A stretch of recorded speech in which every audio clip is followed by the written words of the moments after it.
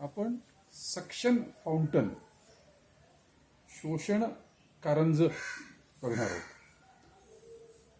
जेलपेनच्या रिफिलच्या टोकामधील ball मी सुई वापरून काढून टाकलाय आणि ती रिफिल एका प्लास्टिकच्या बाटलीच्या झाकणाला आतून बसवली आहे. आतून बसवली आहे म्हणजे त्याचा निपकडचा भाग बाटलीच्या आतमध्ये जाईल असा बसवला आहे आणि ते झाकण आणि रिफिल त्याच्यामधली जागा ग्लू वापरून सील केलेली आहे जेणेकरून त्यातून हवा बाहेर जाणार नाही.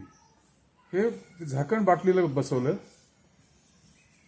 त्या बाटलीच्या तळाला एक नेमक्या आकाराचा भोक पाडून मी त्यात एक प्लास्टिकची नळी अडकवलेली आहे.